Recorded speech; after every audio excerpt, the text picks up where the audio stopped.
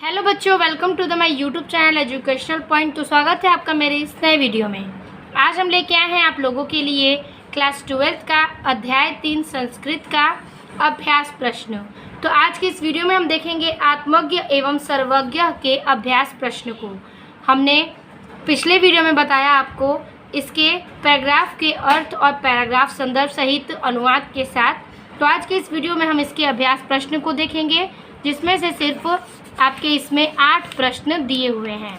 तो इन 8 प्रश्नों के उत्तर को हम सबसे पहले क्वेश्चन को समझेंगे और इसके उत्तरों को देखेंगे। रटना नहीं है, बहुत ही आसान से प्रश्नों के उत्तर हैं आपके, कई बार बोर्ड एग्जाम में पूछे जा चुके हैं। तो चलिए एक एक प्रश्नों के उत्तर को देखते हैं।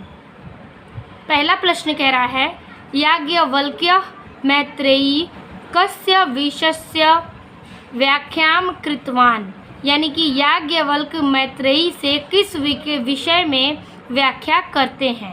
चलिए उत्तर को भी देख लेते हैं। तो इसका उत्तर हम लिखेंगे, याज्ञवल्क मैत्रेयी अमृतत्व साधनत्व विषयस्य व्याख्याम कृतवान, यानी कि याज्ञवल्क ने अपनी पत्नी मैत्रेयी से अमृत तत्व की साधना के विषय में व्याख्या करने के लिए कहा।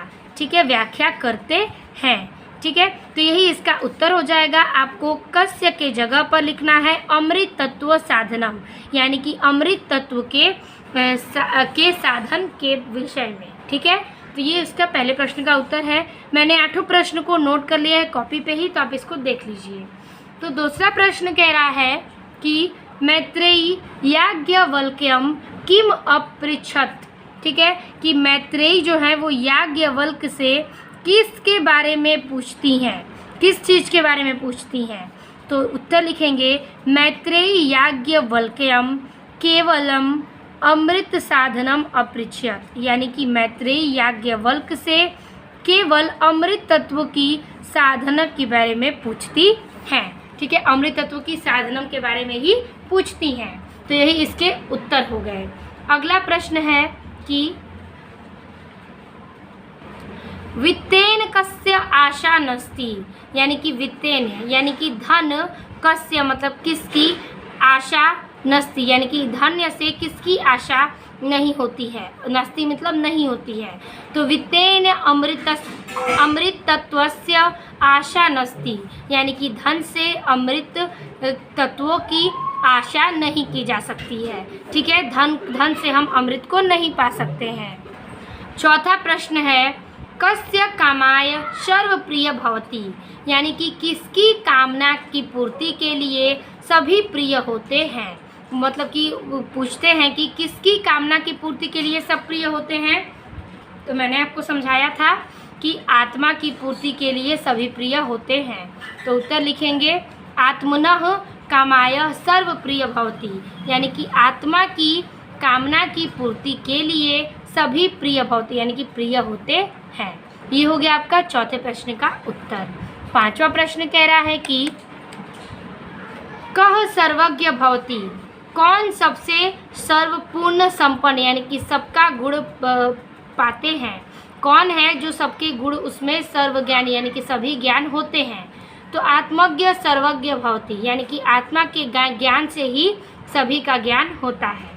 किसकी ज्ञान से सभी का ज्ञान होता है, तो आत्मा के ज्ञान से ही सर्वज्ञानी यानी कि सभी चीज का ज्ञान होता है।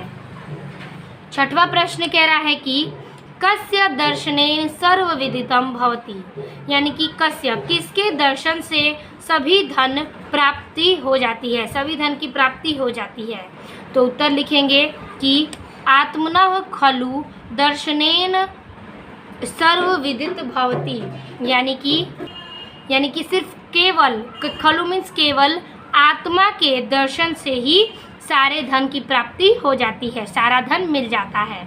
तो केवल आत्मा की प्राप्ति से ही, दर्शन से ही सब कुछ मिल जाते हैं, सारे धन प्राप्त हो जाते हैं। यही इसका अर्थ है।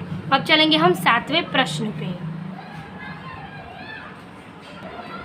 अगला प्रश्न कह रहा है कि याज्ञवल्क्येन मैत्रेयी प्रति किम अमृत तत्व साधनम उक्तवत, यानी कि याज्ञवल्क ने मैत्रेयी के प्रति क्या आत्म तत्व की साधना के बारे में बताया, क्या बताया। उत्तर लिखेंगे, याज्ञवल्क्येन मैत्रेयी प्रति अमृतत्व साधनम उक्तम यत् आत्मनं दर्शनात् श्रवणम मन निदित्यासित अश्व, ठीक है, कि निदित्शित व्यश्च, यानी कि वो कहते हैं याज्ञवल्क्येन मैत्रेयी से अमृत तत्व की साधना में कहते हैं कि यह आत्मा के दर्शन के, श्रवण यानी कि दर्शन करने के, सुनने के और मनन के, निदिशाम यानी कि ध्यान करने के योग्य है। आत्मा क्या है? आत्मा का साधन क्या करता है? तो देखने के योग्य, सुनने, आत्मा का साधन दर्शन करने यानी कि देखने के योग्य, श्रवण यानी कि सुनने के योग्य, मनन करने के योग्य और निधि ध्यासित वश्च यानी कि और ध्यान करने के योग्य क्या है? होता है। ठीक है, आत्मा जो है वो सारी चीज करने के योग्य होता है।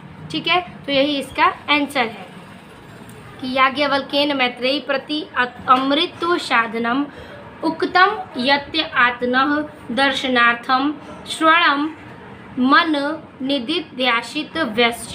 ठीक है, यही इसका आप आंसर लिखेंगे। लास्टवा प्रश्न है कि मैत्रेयी कस्य पत्नी आसीत? मैत्रेयी किसकी पत्नी थी?